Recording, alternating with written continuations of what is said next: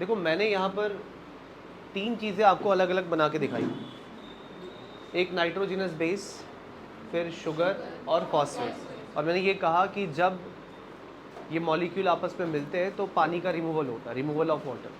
तो पानी निकला, बॉन्ड बने, और जो बॉन्ड फॉस्फेट और शुगर के बीच में बना उसको एस्टर नहीं बोला, क्या बोला? फॉस्फोएस्टर। वैसे ही बेस और शुगर के बीच में जो बॉन्ड बना उसको बोला CNC लिंकेज, यानी कार्बन नाइट्रोजन कार्बन लिंकेज या एन ग्लाइकोसाइडिक लिंकेज। जब ये तीनों चीज़ें एक साथ होती हैं, बातें नहीं, तीनों चीज़ें कौन कौन? फॉस्फेट, शुगर और बेस। जब ये तीनों चीज़ें साथ में होती हैं तो इनको क्या बोलते हैं? न्यूक्लियोटाइड।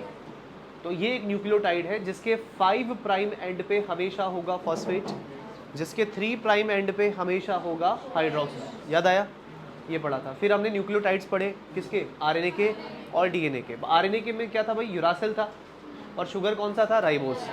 तो नाम भी कुछ ऐसे थे, adenosine monophosphate, गुआनोसाइन monophosphate, cytidine monophosphate, uridine monophosphate. फिर हमने पढ़े न्यूक्लियोटाइड्स डीएनए के। तो डीएनए में शुगर थी 2 प्राइम डीऑक्सी राइबोस, तभी तो नाम डीऑक्सी राइबोन्यूक्लिक एसिड आता है। और इसमें जो नाइट्रोजनस बेस था वो था थाइमीन। तो इस तरीके से नाम आ गए। सभी के आगे एक छोटा डी लगाने का मतलब है डीऑक्सी। और आपको पता है कि राइबोस से ज़्यादा स्टेबल होता है डीऑक्सी राइबोस, क्योंकि 2 प्राइम OH ग्रुप कैसा ग्रुप है? रिएक्टिव ग्रुप है। कितनी बार बताया था? 2 प्राइम डीऑक्सी राइबोस कैसा ग्रुप है? रिएक्टिव। जिसके पास भी होगा, जिसके साथ भी होगा, वो रिएक्टिव होगा, और जो रिएक्टिव होगा वो स्टेबल। तो बताओ आरएनए स्टेबल होता है कि डीएनए? क्योंकि उसके पास ये 2 प्राइम OH ग्रुप नहीं होता, तभी तो उसे 2 प्राइम डीऑक्सी राइबोस कहते हैं। फिर आगे 2 शुगर्स को जोड़ते हुए मैंने एक फॉस्फेट को दिखाया। तो फॉस्फेट 3 प्राइम कार्बन को 5 प्राइम कार्बन से जोड़ता है और दोनों तरफ एस्टर लिंकेज बनाता है। ये कोई नॉर्मल एस्टर नहीं होता, इसे फॉस्फोएस्टर कहते हैं। तो नाम क्या पड़ा? 3 प्राइम 5 प्राइम फॉस्फोडाइएस्टर। सब लोग बोलिए तभी याद होता है। क्या? 3 प्राइम 5 प्राइम फॉस्फोडाइएस्टर लिंकेज। बस ये है बॉन्ड। फिर हमने देखा कि डीएनए जो होता है डबल हेलिक्स फॉर्म में है, डबल हेलिक्स फॉर्म में, और लेडर सीढ़ी जैसा होता है, ठीक है, सीढ़ी के जैसा होता है। तो ये वाइंड होता है, घुमा हुआ रहता है, लेकिन कौन से डायरेक्शन में? राइट हैंड डायरेक्शन में घुमा रहता है। और इसके दोनों स्ट्रैंड की आपस में क्या होती है? हमने ये पढ़ा कि DNA constitute of 2 polynucleotide chain. अभी इधर देखो ध्यान से, base sugar phosphate, base sugar phosphate, मतलब ये न्यूक्लियोटाइड है और बहुत सारे न्यूक्लियोटाइड है। तो कितनी पॉलीन्यूक्लियोटाइड चेन हमें दिख रही है पीछे?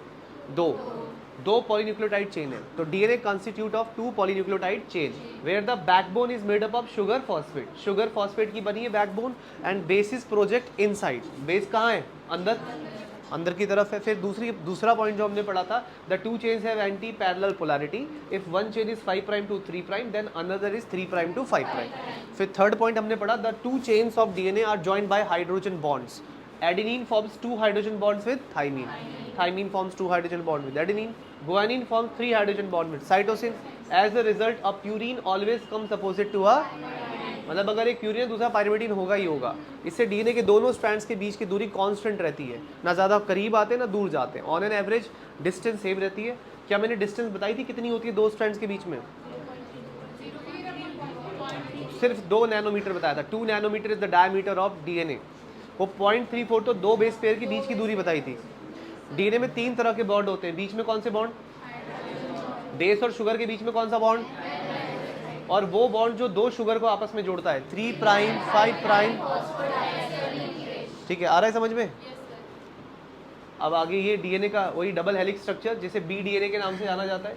इसमें आपको पता है इसके पूरे एक चक्कर यानी 1 टर्न की डिस्टेंस होती है 3.4 नैनोमीटर, और इसके 1 टर्न में आते हैं 10 बेस पेयर। 10 बेस पेयर आते हैं। तो कोई से भी 2 उठा लो, ये 2 या ये 2, कोई से भी 2 उठा लो, उनके बीच की दूरी कितनी होगी?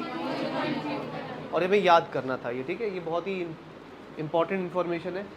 ये कांस्टेंट ऐसा है जो याद रखना ही रखना है।